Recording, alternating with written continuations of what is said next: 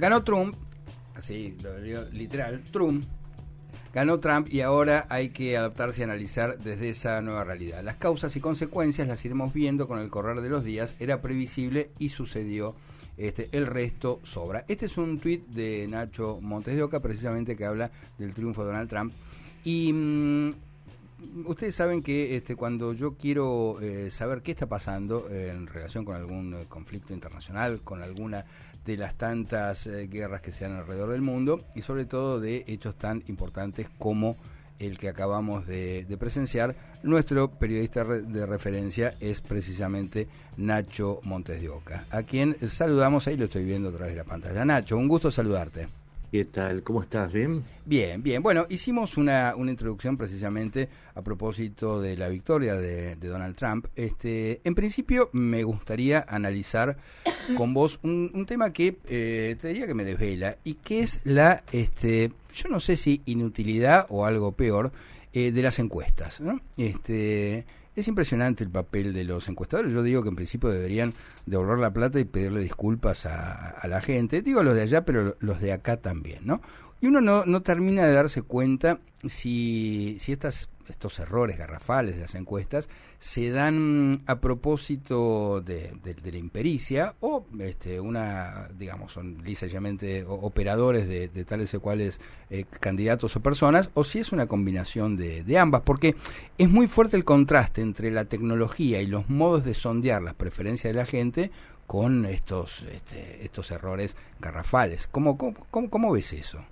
A ver, la opinión pública es una opinión formada y se moldea como la masilla, y uno de los elementos son las encuestas, por la sencilla razón que los sentimientos tan básicos como los temores o el deseo de pertenecer a la mayoría, el deseo de pertenencia, incorporan a las encuestas como una herramienta. Es decir, si yo publico una encuesta diciendo que mi candidato no va a ganar, estoy desalentando el voto, pero si digo que va a ganar, estoy atrayendo a la gente que quiere pertenecer al bando de los ganadores. De la misma manera que si digo que en tal zona es necesario aumentar la cantidad de votantes, o que es suficiente, también puedo modificar el flujo de votantes. Cualquiera que conoce el mundo de las encuestas, y yo vengo del mundo del análisis de políticos, sabe que además las encuestas tienen dos resultados posibles: el científico y el pagado. Claro. Entonces, yo puedo contratar una encuesta y normalmente, y esto lo voy a decir, no tengo problemas, como soy independiente, puedo decir cualquier barbaridad sin que me preocupe. Normalmente las encuestas tienen dos resultados que se dan en un sobre cerrado y en un sobre abierto. La carpeta abierta es la que va a la prensa diciendo los resultados que se quiere reflejar. Y el sobre cerrado es el verdadero resultado. Muchas veces los que estamos en esto recibimos las encuestas verdaderas, y muchas veces las diferencias son monstruosas. Es decir, las encuestas, y esto no va para todos los encuestadores, la mayoría de los encuestadores hacen buenas encuestas. Lo que pasa es que a veces no son muchos los que entregan un solo resultado y no entregan un sobre con un resultado verdadero. Esto es una realidad. Claro, lo que pasa, hay dos dimensiones de esto. Primero, uno se pregunta por qué no se desprestigian esos encuestadores y siguen siendo, consultados en los medios. Y segundo, ¿por qué los medios no se sienten desprestigiados de hacer circular esas encuestas a todas luces falsas? Porque muchas veces parte del contrato porque hay contratos de pauta, podemos decirle, o contratos de apoyo, o muchas veces un político puede decir: yo voy a ir, pero necesito que muestres esta encuesta mía. Es parte de los acuerdos, son elementos de publicidad. Hay que entender que ahí está la definición que te puedo dar. Una encuesta no es a veces una herramienta estadística, es un elemento de publicidad, y muchas veces, como cuando alguien va con una ropa que quiere mostrar, también muestra sus encuestas. Esa es la utilidad. ¿Y por qué no se acaba? Porque es un negocio inmenso. Hoy una encuesta de 1.200 casos GBA Buenos Aires te puede salir hasta 30 millones de pesos. Claro. Y entonces, cuando se mueve mucho dinero, a veces suele suceder que cuando hay flujo de dinero circulan por cañerías que tienen muchos agujeros, entonces se van cayendo pedacitos de esos 30 millones en el camino, y esa es la explicación que te puedo dar por qué las encuestas siguen circulando. Es maravilloso hablar con vos porque efectivamente decís cosas que otras personas no dicen, porque realmente Nacho es un periodista de verdad independiente y muchas veces la gente desconoce estas entretelas, ¿no? Y estos entretelones. Bueno, me gustaría saber cuál es tu análisis de la victoria de Trump. En principio, digamos, por qué el electorado votó de esta manera, y después te voy a preguntar qué consecuencias pensás que esto tiene para la Argentina. La gente votó, como en otras elecciones, como pasa también en nuestro país, votó al menos malo. Hubo muy poco voto leal. Fue una campaña horrorosa en términos de contenido. Se basó básicamente en atemorizar al otro sobre la llegada del monstruo Trump o de la comunista Kamala. Todos sabemos que se sobredimensionó, es cierto, Trump va a asumir con casos judiciales, por violación, por todo lo peor que te puedas imaginar. Es cierto, tiene un historial delictivo importante, pero también es cierto que los demócratas, en lugar de propuestas concretas, tangibles, con un plan, digamos, detallado de cómo iban a salir de cuestiones como la inflación, como la falta de educación, se dedicó a demoler a Trump. Y desde el otro lado también, es decir, les voy a poner un ejemplo para que quede claro. Para los que trabajamos en temas de relaciones internacionales, queríamos saber cuál es la opinión que tiene Trump acerca de Venezuela. La única opinión que tuvo es que Kamala va a conducir a Estados Unidos a convertirla en una nueva Venezuela con anabólicos. Y entonces es ahí donde vos te das cuenta que se hizo campaña negativa y los votantes compraron eso. Son épocas de enorme polarización en donde a la falta de ideas se la trabaja con sentimientos básicos. Claro. Y el último factor, creo yo, que es la cuestión de la identificación, de la representación. Los candidatos representaban algo desde el punto de vista emocional, insisto, sin ideas, ¿eh? Lo aspiracional, la representación de minorías, la representación de valores conservadores, eran representación pura pero sin reflexión. Y entonces, claro, el resultado y en esto las encuestas, esto no lo podían reflejar muy bien. El resultado tiene que ver con que Estados Unidos hizo un giro de rechazo hacia una época en la que evidentemente no hubo una satisfacción de la población y votó en contra y votó algo que también es una representación. Eso es todo, se movió en el plano simbólico completamente y es la única forma de explicar que Trump, que no tuvo buenos resultados en su gobierno, le ganó a alguien que tampoco tuvo buenos resultados, pero que en el fondo nadie sabe cómo van a hacer para salir de los problemas que tiene hoy Estados Unidos. ¿Y cómo ves que puede impactar a la Argentina esta victoria de Trump? ¿Con quién Milei se identifica bastante? Sí, a mí me causó mucha gracia cómo festejaban muchos ayer el triunfo de Trump sin tener en cuenta, y acá de nuevo hablamos de la parte emotiva, pero sin profundidad. Argentina, como el resto de la región, vive en un momento charco. Son extensos pero poco profundos. Porque la verdad es que el triunfo de Trump es el peor resultado para la Argentina, y lo explico muy sencillamente. Trump propone un aislacionismo, es decir, retraer a Estados Unidos y dedicarse a cuestiones como migraciones, inflación o tema drogas. Lo que propone es no meterse en los asuntos externos, salvo que sea una cuestión punitiva para, no sé, frenar a los inmigrantes o frenar a los cárteles. Pero también propone el regreso de los capitales y el compre norteamericano, el Make America Great Again, es eso. Claro. Y la pregunta es, si Estados Unidos va a intentar producir todo lo que pueda, va a intentar comprar a sí mismo, digamos, todos los productos manufacturados que pueda, y Latinoamérica, incluyendo Argentina, le venden, la mayor parte de lo que le vende son materias primas y productos básicos manufacturados. ¿Qué se supone que puede resultar de esa ecuación? Total. Y es que le vamos a vender menos a Estados Unidos. Y si además, frente a crisis como la de Venezuela, Estados Unidos ahora entra en un aislacionismo, Trump ignoró el tema Venezuela durante la campaña, excepto para hablar de los inmigrantes, y no va a intervenir excepto con las mismas sanciones de siempre. ¿Qué se supone que debiéramos esperar? ¿Nos va a ayudar Estados Unidos cuando tengamos algún tipo de problemas? Un último dato. ¿A dónde va Milei en enero? ¿A dónde va?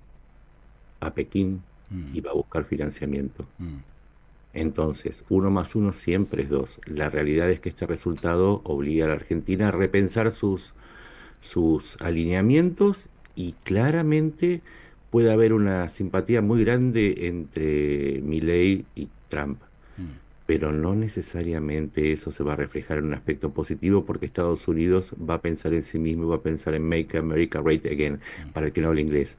Hagamos América grande de nuevo. Nunca va a pensar Make Argentina Great Again. No va a pensar en Venezuela, no, van a pensar en ellos. Y si ellos piensan en ellos, entonces las consecuencias para nosotros no es muy difícil. Además de las tasas altas también, ¿no? Además, De, a ver, ahí es otro problema. ¿Vieron lo que hablamos recién de la producción propia? ujú. La producción propia significa que se va a priorizar el compre estadounidense, con lo cual los costos, porque las empresas iban, por ejemplo, a México porque sale un tercio el costo de producción. ¿Por qué? Porque los sueldos son más baratos, porque las regulaciones son mucho menores, porque los impuestos son mucho menores. Entonces, ¿eso qué significa? Que va a aumentar el costo de los productos que va a elaborar Estados Unidos. ¿Eso qué significa?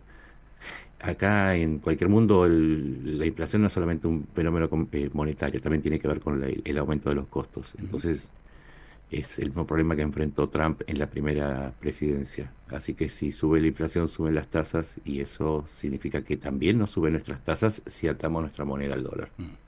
Y después también yo creo que es muy difícil para muchos y para muchos acá, y creo que también para muchos en el gobierno, entender la política internacional de Trump. Porque es cierta esta simpatía mutua entre Trump y Milei, pero por encima del escalón de Milei está Putin, digamos, la simpatía de Trump por Putin es mucho mayor a la que te tiene a Milei.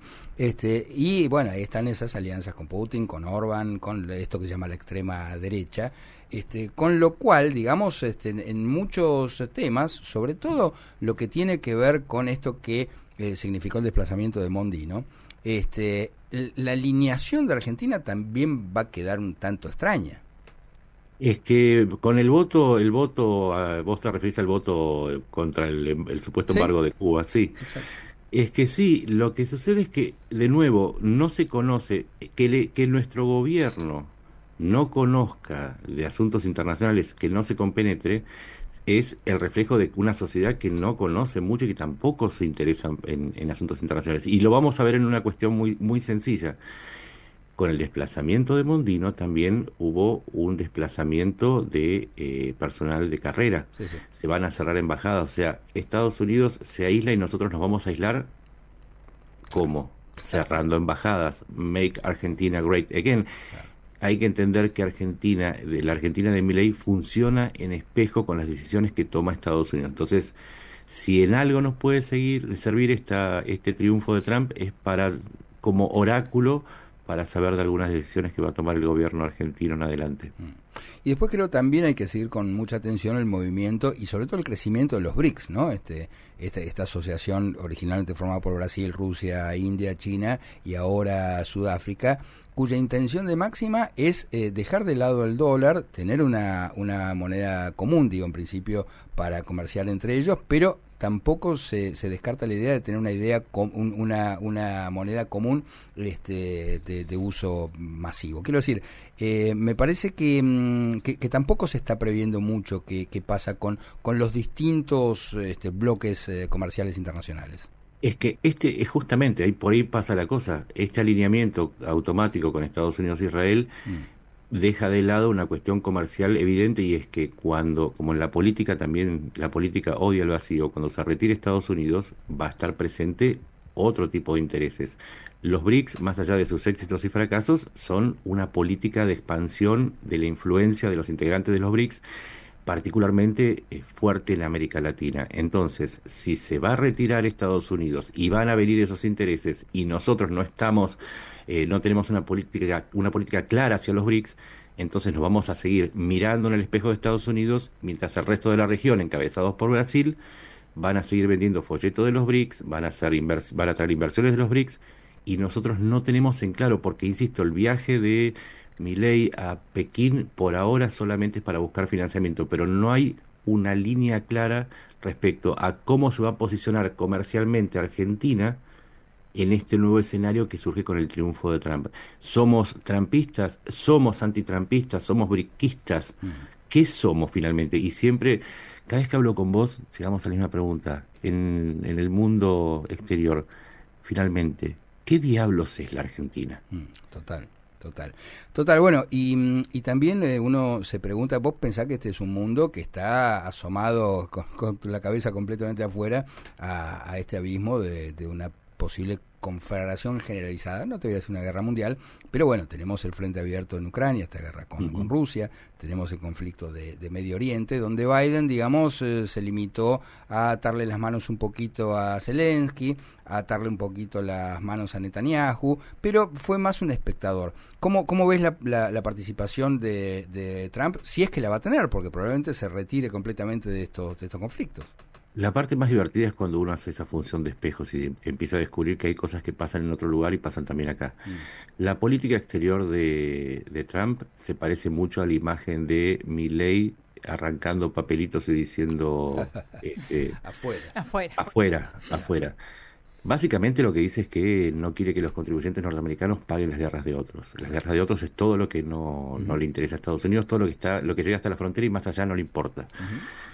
Entonces la pregunta es, si Estados Unidos no está dispuesto a gastar ahora en conflictos internacionales, ¿quién es capaz de sostener que va a apoyar militarmente no solamente a Ucrania, que ya lo avisó, sino a Israel?